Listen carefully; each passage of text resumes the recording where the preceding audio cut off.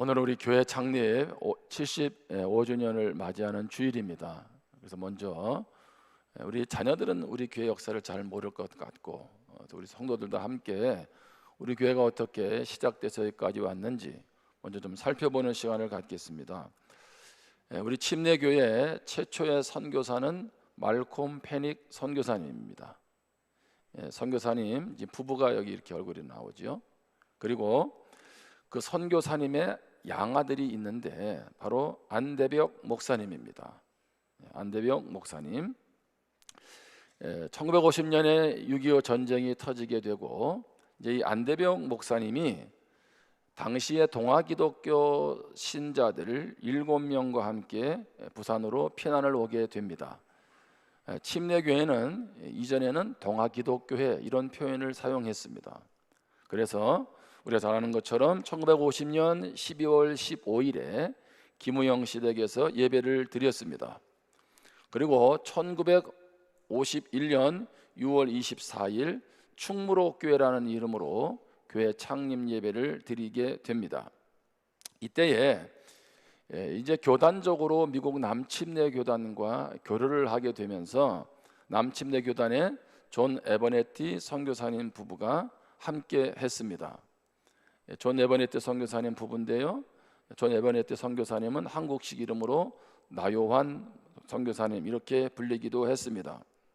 이때 이 나요한 선교사님, 존 에버네티 선교사님이 남포동 2가 22번지에 280평의 땅을 구입하게 됩니다. 그때 적산가옥을 예배당으로 개조합니다. 그때 교회 이름이 뭐라고 불려 있어요? 충무로교회. 그래서 1층은 예배당, 그리고 2층은 에버네티 선교사님과 안대병 목사님의 가정의 사택으로 활용을 했습니다. 그래서 낮에는 우리 선교사님이 그리고 안대병 목사님의 사모님이 통역을 해서 예배를 드리고 설교를 전하고 저녁에는 안대병 목사님이 설교를 했습니다. 그렇다면 구체적으로 이때 어떤 일들이 펼쳐졌을까요? 그 첫 번째는 구호 사업입니다. 남침례교단에서 온 우리 에버네티 선교사님을 통해서 미국에서 많은 구호 물자가 들어왔습니다. 전쟁으로 인해서 어려움을 겪고 있는 이 땅에 많은 구호 물자, 식료품, 옷, 약품 등을 가져 들여오게 되고 그것을 주위에 있는 교회들과 또 주변에 있는 많은 사람들에게 나누어 주게 되었습니다. 두 번째는 의료 사업입니다.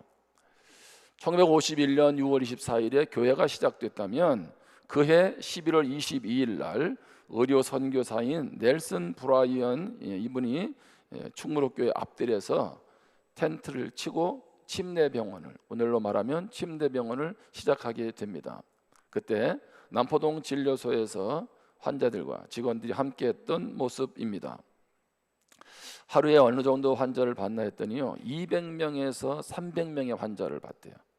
여기 많은 환자들이 줄을 서 있죠. 이 당시 환자들은 무료로 진료했습니다. 그 대신 진료받을 때 조건은 하나입니다. 진료받기 전에 복음을 들어야 돼. 그래서 전도를 하고 무료로 진료를 해 주었습니다. 침례병원이 많이 유명해지고 특별히 폐결핵 퇴치 운동에 많이 앞장을 서게 되면서 어쨌든 그 당시에 보건복지부 또 경남도지사 많은 분들을 통해서 상을 받기도 했습니다. 1953년에 13만 7천 명 이상의 환자를 돌보았다고 합니다. 엄청난 숫자이죠. 뿐만 아니라 전도와 교회를 개척을 하게 됩니다. 이제 이웃에게, 어려운 이웃들에게 전쟁통에 주의 사랑을 베풀고 섬기게 되죠. 병원이 시작되면서 많은 환자들이 회복이 되죠. 그러면서 그 당시에 우리 침례교단이 일제 강점기 때 신사 참배를 반대하다가 유일하게 교단이 폐쇄가 됩니다. 목사님, 고신교단도 그렇게 했다고 들었는데 여러분, 그 당시에 고신은 교단으로 아직 있지를 않을 때였고, 그래서 교단적으로는 처음으로 우리 교단이 폐쇄가 되죠. 그러니까 당연히 교세가 어려웠을 거죠. 그래서 1951년 당시 침례교회는 전국에 40개 교회밖에 남아있지 않았습니다. 그런데 이렇게 의료를 통해서 또 구호 사역을 통해서 1952년에 교회가 생긴 지 1년 만에 침례교회가 112교회로 성장을 합니다. 그리고 오늘날 침례교회는 3,500개 교회로 성장을 했습니다. 어떻든 침례교회의 새로운 회생, 부흥의 불길이 바로 부산에서 우리 교회로부터 시작되었다는 거죠. 그때 우리 에버네티 선교사님은 성경 공부 모임을 많이 인도했는데 한 은혜 받은 사람들이 개척한 교회 중에 하나가 바로 범일 침례교회입니다. 그리고 영도에 있던 영선동 거기에 침례병원이 있으면서 영선 침례교회가 개척이 되고 주변의 침례교회들이 생겨나기 시작을 했습니다. 특별히 전쟁통인 1952년 12월에 빌리그레함 목사님이 부산 충무로 광장에서 집회를 했습니다. 빌리그레함 목사님은 전 세계적인 복음 전도자잖아요. 30대 초반에 이때 이 모든 집회를 주관했던 사람이 누구냐면 존 에버네티 선교사님과 안대벽 목사님이었습니다.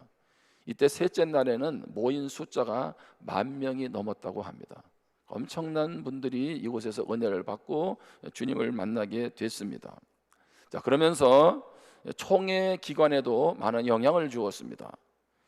우리가 말하는 이 유치부, 아동부, 청소년 이런 모임들이 교회 학교가 바로 이때부터 시작이 돼서 전국적으로 퍼져가기 시작했습니다. 두 번째로 여선교회가 시작이 되었습니다. 이때 여선교 전신인 부인전도회라고 브레넌과 로빗 간호사 선교사님으로부터 여선교회가 시작이 돼서 지금 전국 여선교회가 크게 활동을 하고 있습니다. 세 번째는 우리 교단의 진흥원이 시작이 되었습니다. 이 진흥원도 브레넌과 로빗 간호사 선교사님으로부터 시작이 되었습니다. 이런 현재 진흥원이 교단 교육을 위해서 애를 많이 쓰고 있는데 진흥원 원장님이 우리 원로 목사님의 큰아들인 김용성 목사님입니다. 참 의미가 있지 않을까요? 그렇죠? 자, 역대 담임 목회자를 한번 살펴보겠습니다. 저를 포함해서 8분이 계셨습니다. 우리 안대벽 목사님, 조홍철 목사님, 노재천 목사님, 이원균 목사님, 노재천 목사님 한 번 더 하시고요. 백동호 전도사님이 사역을 하셨고요. 이때까지 사역들을 많이 하셨지만 6분이 계셨지만 5분. 그런데 강성찬 목사님, 김병수 목사님, 저 이렇게 해가지고 건 60년은 이 강성찬 목사님 때부터 목회를 했고 15년 전에는 이렇게 목회를 했습니다. 특별히 여기 노재천 목사님은 교단에서도 아주 상징적인 분인데요. 우리 알다시피 노재천 목사님의 따님인 노춘자 집사님이 우리 교회 성도님입니다. 한번 일어나 보세요. 어디 계세요? 오늘 예배 안 나온 건 아니잖아요, 그렇죠? 우리 박수로 한번 우리 격려를 하겠습니다. 예. 근데 노춘자 집사님 너무 빨리 앉으셨어요. 왜냐하면 우리 아이들한테도 좀 이렇게 보여드리려고 그랬죠. 그 교회 역사 속에 있잖아요. 특별히 우리 원로 목사님은 1984년 7월부터 2003년 11월까지 교회 사역을 하셨고 담임 목사로 계셨고 지금 원로 목사님으로 계시는데 원로 목사님이 1987년에 교회 안락동 교회를 남포동에서 자갈치장 앞에 있던 남포동에서 안락동으로 이전을 했습니다. 그렇게 해서 오늘날까지 교회가 이곳에 세워질 수 있었고요. 제46대 교단 총회장으로 섬기셨고요. 1991년 제81차 교단 총회를 우리 교회에서 개최를 했습니다. 참 교단의 총회를 개최한다는 건 참 역사적인 거잖아요, 그렇죠? 뿐만 아니라 원로 목사님 때 한 민족, 한 나라, 한 민족을 품고 선교하자라고 해서 우리 아는 것이 오선택 선교사님을 파송하게 되고 1997년 2월에 키르키즈 소망교회를 헌당을 했습니다. 지금 키르키즈의 선교는 소망교회를 통해서 이제 많은 교회, 20개 교회 이상이 세워졌고요. 그리고 20명 이상의 목회자들이 그곳에 지금 세워져서 심지어는 한국에 와서도 그 민족들을 지금 선교하고 있는 그런 상황입니다. 원래 오늘 원로 목사님에게 축도를 부탁했는데 여기서 서서 축도하시기가 힘드시다 그래서 잠깐 일어나실 수는 있을 것 같은데 이제 원로 목사님 잠깐만 좀 일어나 주시면 어떻겠어요? 옆에서 저 이제 손 잡고 일어나시고 우리 저 박수로 우리 원로 목사님 한번 축복하겠습니다.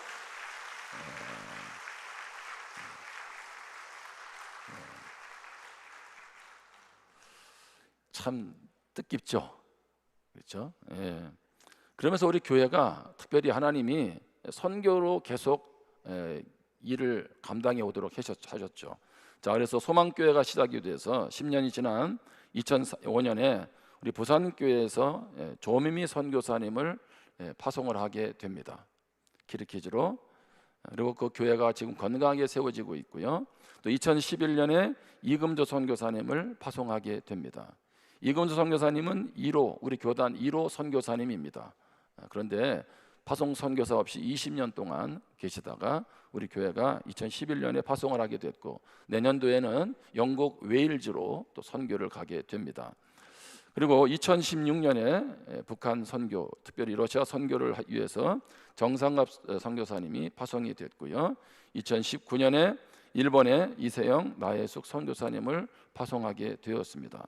그리고 2025년 12월 7일에 전용우 김신영 선교사님 부부를 파송해서 하나님이 일본 땅을 향해서 계속 선교 여정을 이끌어가고 계십니다.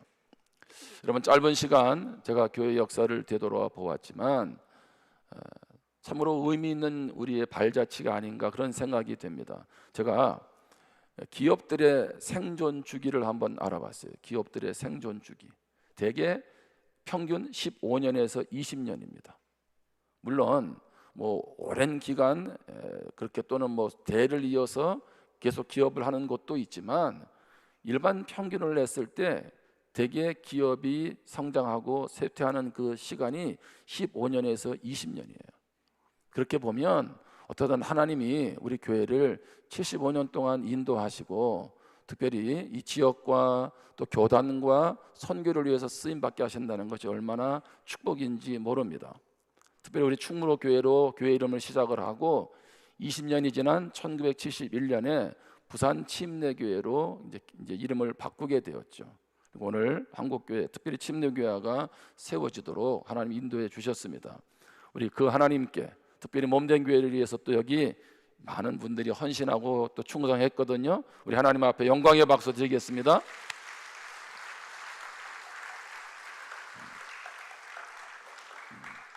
확실히 요 앞에 있는 우리 아동부가 제일 잘하고 있어요. 그렇게 입을 막 해서 그렇게. 여러분 혹시 그 TV 프로그램 중에 소라와 진경이라는 프로그램 보신 적 있어요? 없어요. 공부하느냐고 못 봤지.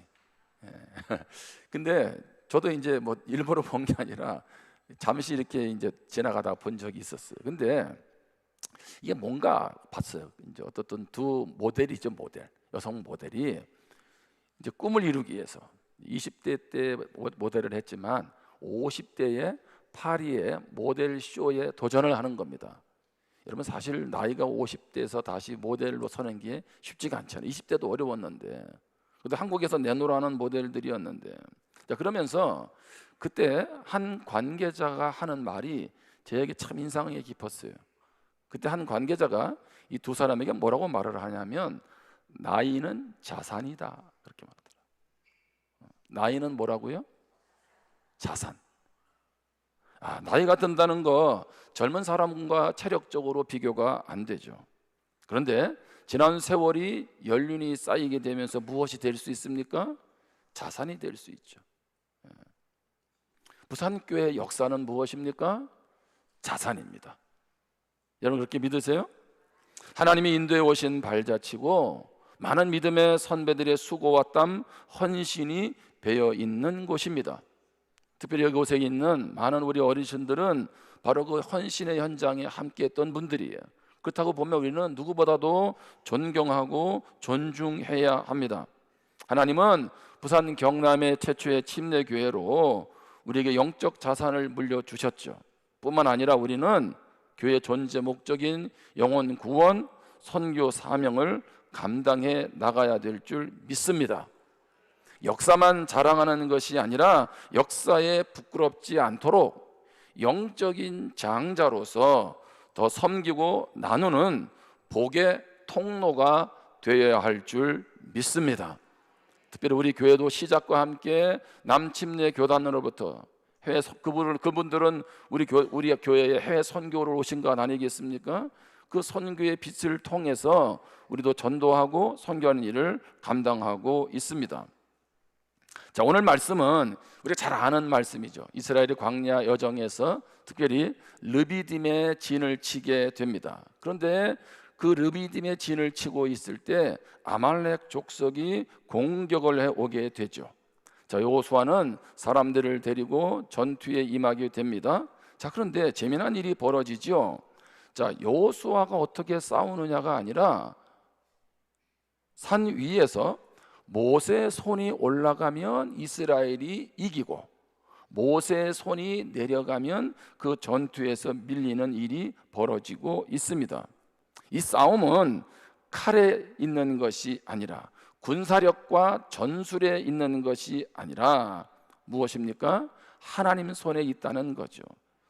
마침내 전투는 끝이 나고 이스라엘은 승리합니다. 자, 출애굽기 17장 15절 말씀을 같이 읽겠습니다. 시작. 모세가 제단을 쌓고 그 이름을 여호와 니시라 하고. 아멘. 자, 전쟁에서 승리하고 나서 우리가 싸워서 이겼다라고 말하지 않고 누가? 여호와 니시라는 것은 여호와는 나의 깃발이라는 뜻입니다. 우리의 전투력, 우리의 무기가 아니라 하나님이 싸우셨다, 하나님이 도우셨다, 하나님이 승리를 주셨다라고 말씀하는 줄 믿습니다. 하나님은 우리 교회도 앞으로 76년 그 이후의 역사 속에서도 하나님이 우리를 도우시고 하나님이 우리를 통해서 승리를 가져다 주기를 원하시는 줄 믿습니다. 그렇다면 오늘 이 아침에 우리 교회가 계속적으로 승리의 깃발을 들기 위해서 어떻게 해야 되느냐는 얘기입니다. 두 가지를 나누는데 그 첫 번째는요, 공동체로 함께 해야 합니다. 때로는 우리도 힘이 빠질 때가 있죠. 그런데 나조차도 힘들고 어려워서 하루하루 버겁고 힘들 때 내 옆에서 누가 있다면 어떻게 될까요? 누군가 함께 버텨주는 사람이 있다면 우리는 그 힘든 과정을 넉넉히 이겨낼 수 있을 것입니다. 자, 출애굽기 17장 12절입니다. 모세의 팔이 피곤하매 그들이 돌을 가져다가 모세 아래 놓아 그가 그 위에 앉게 하고 아론과 훌이 한 사람은 이쪽에서 한 사람은 저쪽에서 모세의 손을 붙들어 올렸더니 그 손이 해가 지도록 내려오지 아니한지라. 이런 말씀을 잘 보시면 모세가 손을 들고 이렇게 있죠. 자, 그런데 손이 어떻게 시간이 지나면서 다시 내려오잖아요. 여러분 그렇잖아요, 그렇죠? 손을 드는 것도 얼마나 힘들겠어요. 자, 그런 가운데 모세조차도 한계에 부딪히게 되잖아요. 더 이상 손을 들기 어려울 때 누가 함께 합니까? 아론과 훌이 곁에 가서 모세를 돌 위에 앉히고 모세의 손을 무엇했어요? 붙들어 올렸다는 거예요. 붙들었다는 얘기는 다른 말로 하면요, 오늘 일상의 용어로 버티는 것입니다. 버티는 것. 모세 혼자서는 짊어질 수 없는 그 무거운 팔을 세 사람이 함께 버텨낸 것입니다. 누군가 내 손을 함께 잡아줄 때 우리는 쓰러지지 않습니다. 한번 따라해 보실래요? 공동체는 든든한 버팀목이다. 여러분, 신앙생활은 혼자서 고군분투하는 것이 아닙니다. 사람들은 신앙생활을 개인전이라고 생각하는데 그렇지 않습니다. 나와 하나님과의 개인적인 만남 중요하지요. 그러나 그것으로 충분하지 않습니다. 왜 교회가 필요할까요? 여기 오늘 우리 아동부도 있고 청소년 청년들이 있고 우리 어른들도 계시는데 왜 교회가 필요하죠? 요즘 같으면 교회가 필요 없다는 생각이 안 드세요?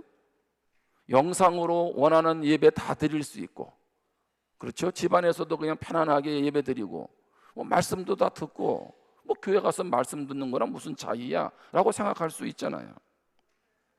자, 다시 말하면 교회 안 가고도 신앙생활을 할 수 있지 않냐, 그런 얘기입니다. 여러분은 어떻게 생각하세요? 오늘 왜 교회 나오셨어요? 여러분 기억하실 게 두 가지인데, 하나는 뭐냐 하면 예수를 믿는다는 것은 하나님의 가족이 된다는 거예요. 가족. 여러분, 가족이 혼자로 존재할 수 있습니까? 뿐만 아니라 교회를 한 몸이라 그랬어요. 한 몸. 자, 고린도전서 12장 27절 같이 한번 읽겠습니다. 시작. 너희는 그리스도의 몸이요 지체의 각 부분이라. 아멘. 자, 믿는 우리를 그리스도의 무엇이다? 몸이라고 되어 있어요. 그리스도를 중심으로 해서 우리 모두는 하나하나 지체를 이루고 있다는 것입니다. 자, 물어보겠습니다. 손발이 따로 존재할 수 있나요? 나는 몸이 싫어. 나는 몸이 싫어서 손발이 나는 따로 존재할 거야. 여러분, 손발이 왔다 갔다 하는 거 보셨어요? 저 아이는 봤지. 뭐 TV에서 봤던지 봤겠지. 아주 호응해줘서 고마워요. 여러분, 그런데 손발만 다닌다고 돌아다닌다고 생각해 보세요. 그건 불가능한 얘기 아니겠어요? 그 말은 무슨 얘기예요? 생명이 없다는 거잖아요. 우리는 그리스도가 머리가 되고 그리스도를 중심으로 해서 몸을 이룬 공동체인 줄 믿습니다. 이 말은 무슨 얘기냐 하면 교회는 모든 지체들이 서로 연결되어 있는 유기체라는 거예요. 유기체는 살아있다는 겁니다. 다시 말하면 서로 연결되어 있지 않다면 죽었다는 얘기입니다. 그래서 교회 없이 우리는 존재할 수가 없는 거예요. 그 하나님은 이 교회를 사랑하셔서 오순절날 성령이 임하시고 땅끝까지 이르러 복음의 증인 되도록 우리 가운데 함께하고 역사하시는 줄 믿습니다. 그리고 교회의 일꾼들을 세우셔서 함께 하나님의 나라를 이루어가도록 만들어 주셨죠. 그렇게 보면 교회는 정말 소중합니다. 교회는 선택의 문제가 아니라 교회는 필수적인 거예요. 교회와 신앙은 따로 뗄래야 뗄 수가 없습니다. 그러면서 우리 교회 공동체가 참으로 중요하고 뿐만 아니라 셀 공동체가 정말 중요하죠. 셀이라는 것은 세포잖아요. 셀이 왜 존재합니까? 바로 그 교회가 교회됨을 경험하고 이루어가는 곳이기 때문에 바로 셀입니다. 우리는 그런 얘기하죠. 목자가 좀 더 잘 섬겨주면 좋겠다고. 그럼 물어보겠습니다. 성도님은 섬기면 안 됩니까? 목자만 섬겨야 돼요? 목사는 교회를 섬겨야 돼요. 왜요? 사례금을 받으니까. 그런데 우리 목자들은, 안수 집사님들은 사례금 받아요? 그렇지 않잖아요. 교사들이 사례금 받나요? 그러면 그들을 존중해 주어야죠. 왜 이렇게 안 섬겨주고 안 챙겨주느냐? 여러분, 누가 누구를 섬겨요? 목자가 그 일을 위해서 세워진 거지. 예? 여러분, 성도들도 서로 돌아보아야죠. 아멘? 섬김은 마치 위에서 아래로 아닙니다. 우리 모두가 섬김이 흘러가야 될 줄 믿습니다. 다시 말씀을 보세요. 출애굽기 17장 11절에 보면 모세가 손을 들면 이스라엘이 이기고 손을 내리면 아말렉이 이기더니. 무슨 얘기입니까? 모세가 손을 들고 내릴 때마다 누가 붙잡아 줍니까? 아론과 훌이 붙잡아 주잖아요. 버팀목이 얼마나 힘이 있는지, 위력이 있는지를 보여주고 있는 겁니다. 오늘 아말렉과의 전투의 승패의 기준은 군사의 숫자, 무기의 날카로움이 아니었습니다. 누군가 옆에서 버텨주고 있느냐는 것입니다. 아론과 훌이 양쪽에서 버텨주었기 때문에 모세의 손이 해가 지도록 내려오지 않았습니다. 혼자 버티면 해지기 전에 끝나지만 함께 버티면 끝까지 이겨내는 줄 믿습니다. 여러분, 하나님이 주신 사명 감당하다 보면 피곤해서 지쳐서 두 팔이 내려올 때도 있고 두 팔을 내리고 싶을 때도 있습니다. 나 혼자 헌신하는 것 같고 나 혼자 짐을 지는 것 같아 지치기도 합니다. 그때마다 놓치지 말아야 될 것은 내가 지칠 때 내 자리를 대신 채워주고 내가 기도가 막힐 때 나를 위해 대신 울어주는 지체가 있어야 합니다. 함께 버텨주는 사람이 있을 때 우리는 포기하지 않고 승리의 길 걸어갈 줄 믿습니다. 직장 생활도 마찬가지. 여러분, 혼자서 무언가 다 할 수 없잖아요. 그래서 어떻게 해요? 때로는 상대방의 일도 맡아주기도 하고 또 상대방의 말에 귀를 기울이기도 하고, 그러면서 어떻게 합니까? 서로 도와주고 배려할 때 직장 생활도요, 지혜롭게 슬기롭게 할 수 있는 거죠. 가정에서도 마찬가지죠. 아빠가 힘들 때 엄마와 자녀들이 힘이 되어주고요, 엄마가 힘들 때 다른 가족들이, 자녀가 힘들 때 부모가 옆에서 힘이 되어주는 것 아닙니까? 그렇게 버팀목이 되어줄 때 다시 일어날 힘을 얻는 거죠. 우리 공동체가 함께 하면 하나님은 계속적으로 우리 교회를 통해서 승리를, 영적인 승리를, 삶의 승리를 가져다 주실 줄 믿습니다. 또 한 가지, 교회가 계속적으로 승리하려면 기도로 함께 해야 합니다. 신앙생활은 혼자 싸우는 것 아니라 공동체가 함께하는 거죠. 특별히 기도를 함께 붙잡을 때 우리는 승리하는 공동체가 됩니다. 오늘 말씀 11절에 보면 모세가 손을 들면 이스라엘이 이기고 손을 내리면 아말렉이 이기더니. 자, 그럼 저를 한번 보세요. 제가 손을 든다고 이기고 손을 내린다고 지고 뭐 그런 얘기가 아니잖아요. 여기 손을 든다, 손이라는 건 뭐냐면 기도를 뜻하는 거죠. 기도. 자, 이 손을 든다는 건 뭐예요? 내 힘으로 안 되니 하나님을 의지하겠다는 항복입니다. 항복. 기도는 항복입니다. 내 힘이 아닌 하나님의 힘으로 살겠다는 항복입니다. 그래서 기도하면 내가 죽고 예수로 사는 거예요. 믿으십니까? 여러분, 기도는 내 뜻이 이루어지는 것이 아니라 하나님의 뜻이 이루어지는 거예요. 그게 진정한 의미에서 기도입니다. 그렇지 않으면 우리는 날마다 내가 원하는 것만 이루어지기를 꿈꾸는 정욕을 위해 살아가는 삶에 불과할 것입니다. 오늘 한번 기억해 보시기를 바랍니다. 한번 따라해 보실래요? 기도는 승리의 열쇠이다. 아멘. 여러분, 내가 삶에서 최선을 다하고 땀을 흘리지 말라는 얘기가 아닙니다. 그런데 무엇이 중요하다고요? 기도하는 것이 승패를 좌우한다는 거예요. 자, 9절에 보면 모세가 여호수아에게 이르되 우리를 위하여 사람들을 택하여 나가서 아말렉과 싸우라. 내일 내가 하나님의 지팡이를 손에 잡고 어디에 서리라? 산 꼭대기에 서리라. 여호수아가 지금 택한 이스라엘 백성들과 함께 전쟁에 나가 있는데 지금 나는 어디 올라가겠다? 산 꼭대기로 올라가겠다는 거예요. 뭐를 잡고? 하나님의 지팡이를 잡고. 자, 이 하나님의 지팡이라는 게 무슨 얘기예요? 자, 하나님이 모세를, 이스라엘 백성들을 출애굽시킬 때에 모세가 들고 간 거 하나밖에 없어요. 뭐예요? 지팡이. 하나님의 지팡이. 그 지팡이를 가지고 그는 다시 기도의 손을 들기 위해서 산 꼭대기로 올라갑니다. 자, 하나님의 지팡이라는 것은 무엇입니까? 이 전쟁의 지휘권이 인간 지도자가 아닌 오직 하나님께 있음을 시각적으로 선포하는 거예요. 그냥 손을 드는 게 아니고, 그냥 지팡이를 드는 게 아니고 하나님이 하시면 된다는 것이죠. 여러분, 기도의 손을 든다는 것은 하나님의 승리를 보기를 원하는 믿음의 표현인 줄 믿습니다. 여러분, 보이는 현장에서 땀 흘려 일하는 것 중요합니다. 그러나 보이지 않는 곳에서 먼저 하나님을 붙들어야 합니다. 영적인 자리에서 기도를 붙들 때 육적인 자리의 싸움도 이길 수 있습니다. 그렇게 11절에 보면 모세가 손을 들면 이스라엘이 이기고 손을 내리면 아말렉이 이기더니, 여기 이긴다는 히브리어 단어가 가바르입니다. 가바르. 여기 이긴다는 것은요, 단순히 이긴다는 말이 아니에요. 단순히 이긴다는 것을 넘어서 이긴다는 말은 강하다라는 말이에요. 강하다.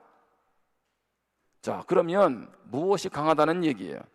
내가 원래 강해서 이기는 것이 아니라는 겁니다. 나는 연약하지만 기도를 통해서 하나님이 역사하기에 강해지는 것입니다. 아멘. 나는 약합니다. 성경에서 봐도 그렇고 바울이 그런 고백도 하고 나는 부족합니다. 그러나 내 약함을 가지고 주님 앞에 기도의 손을 들 때 그분의 강함이 내 약함의 자리에서 승리를 가져다 주는 줄 믿습니다. 여러분, 예배가 그렇습니다. 삶의 무게가 무거워질 때 사람들은 예배의 자리를 피합니다. 혼자 동굴로 들어가서 문제를 해결하려고 합니다. 그러나 혼자서는 거대한 영적인 싸움 이겨낼 수 없습니다. 예배로 나와서 공동체와 함께 하나님을 붙들어야 합니다. 경영과 심리학에서 자주 말하는 폭풍 속의 공동 노젓기라는 말이 있어요. 폭풍 속의 공동 노젓기. 어려운 상황이나 위기 속에서도 구성원들이 서로 협력하며 공동의 목표를 향해 나아가는 것을 의미합니다. 거친 풍랑을 만난 배가 살아남는 방법 오직 하나입니다. 선원들이 한 마음으로 함께 노를 젓는 것입니다. 저는 우리 공동체가 함께 기도로 노를 젓기를 주님의 이름으로 축복합니다. 다음 한 주간 우리는 특별히 다음 세대를 위해서 금식하며 기도합니다. 여러분, 자녀들을 키우면서 특별히 믿음으로 세워가는 게 얼마나 힘든지를 지금 경험하고 계시죠. 이번에 우리 교회 청년 이하 청년부 2청년까지 소속된 우리 자녀들의 이름, 기도 제목을 거기에 적었어요. 출타한 자녀도 있고, 또 우리 교회 나오는 우리 아동부 중에 부모님이 안 나오는 아이들도 있고, 뭐 우리 교회에 부모님이 계시지만 교회에 나오지 못하는 아이들도 있고, 그래서 그런 이름을 다 적고 기도 제목을 적었더니요 260명이더라고. 여러분, 우리 교회는요 다음 세대가 없는 게 아니에요. 우리의 고민은 다음 세대를 주세요가 아니라 다음 세대를 어떻게 살리느냐에 있어요. 근데 그것이 우리의 힘으로만 되냐고. 여호수아처럼 어떻든 치열하게 자녀들을 믿음으로 세우기 위해서 애써야 하지만 한편으로 무엇을 드려야 돼요? 기도에 손을 들어야 돼. 하나님이 하시지 않으면, 하나님이 만나주지 않으면 성령이 아니고 어떻게 예수를 주라 시인할 수 있습니까? 우리 함께 자녀의 이름을 불러가며 기도할 수 있기를 바랍니다. 260명 이름을 하나 불러가면서 기도 제목 그렇게 그것만 쭉 읽어보니까요 20분이 걸리더라고. 20분. 그래서 내일부터 오시면은요 자리를 떨어뜨려서 앉을 거야. 한 칸씩 떨어져서. 그래서 붙어 앉지 않고 아무튼 20분은 그거 보고 기도하도록 그렇게 해드릴게요. 여러분, 예수님은 이 땅에 계실 때 밤이 새도록 기도하신 줄 믿습니다. 십자가를 앞에 두고 겟세마네 동산에서 하나님 앞에 기도하시죠. 부활 승천하시고 나서 지금도 하나님 보좌 우편에서 우리를 위해 친히 기도하고 계시는 줄 믿습니다. 우리가 연약하여 넘어질 때 주님이 먼저 우리의 손을 잡아 주십니다. 그러기에 우리는 예수님이 기도하고 계시기에 결코 망하지 않는 줄 믿습니다. 저는 우리 교회를 하나님이 75년 동안 인도해 주셨고 많은 분들의 수고와 헌신이 있었다면 앞으로도 교회는 어떻게 되어질까요? 주님은 뭐라고 말씀하세요? 마태복음에 보면 내 교회를 내가 세운다고 하셨어요. 여러분, 잊지 마세요. 부산 침례교회는 내 교회가 아닙니다. 주님의 교회입니다. 그리고 나서 이 교회는 내 교회라고 고백하세요. 우리의 교회라고 고백하세요. 남의 교회가 아니에요. 우리 교회입니다. 내 교회입니다. 그러면 우리가 이 교회를 어떻게 섬기고 하나님의 뜻을 이루어 가야 되겠습니까? 결코 혼자서는 이 교회를 하나님 원하시는 교회로 세워갈 수 없습니다. 우리 공동체가 함께 버팀목이 되어줘서 뿐만 아니라 함께 기도하면서 주님의 영광을 드러내는 교회로 쓰임받게 되기를 주님의 이름으로 축복합니다. 기도하겠습니다. 우리 함께 몸된 교회를 75년 동안 인도해 주신 주님께 감사하면서 기도하고요. 또 수고와 헌신을 했던 우리 믿음의 선배들을 기억하면서 기도하고요. 또 우리 원로 목사님을 위해서도 축복하며 기도해 주시고요. 뿐만 아니라 앞으로 우리 교회가 이제 더 쓰임받기 위해서, 복의 통로가 되기 위해서 나도 몸된 교회를 세워가는 그 일에, 하나님의 뜻을 이루어가는 그 일에 쓰임받기를 원합니다. 이러한 결단을 가지고 우리 잠시 기도하겠습니다.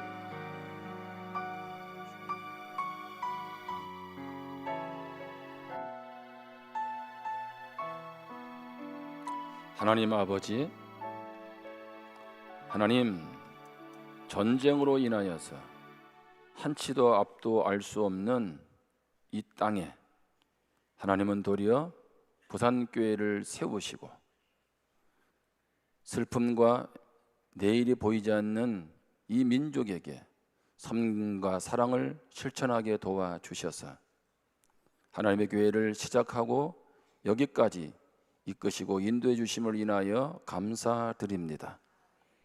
하나님, 교회가 승리할 수 있는 것, 그것은 주님이 십자가에서 승리했기 때문이고 오늘 여호와 니시 하나님께서 승리하셨기에 승리할 수 있는 줄 믿습니다. 하나님, 내일은 알 수 없습니다. 그러나 분명한 것은 내일도 주님이 몸된 교회를 인도해 가시는 줄 믿습니다. 하나님, 교회가 여기까지 올 수 있도록 힘을 다하고 수고하고 애쓴 믿음의 선배들의 수고를 기억하게 도와주옵시고 뿐만 아니라 이 몸된 교회를 세워가며 또 하나님의 영광을 드러내기 위해서 헌신하며 충성하기로 결단하는 우리 모두가 되게 하여 주옵소서. 그려 나날이 영적 싸움에서 승리하고 하나님의 영광을 드러내는 여호와의 승리의 깃발을 높이 휘날리는 부산교회 되게 하여 주시옵소서. 예수님의 이름으로 감사하며 기도합니다. 아멘.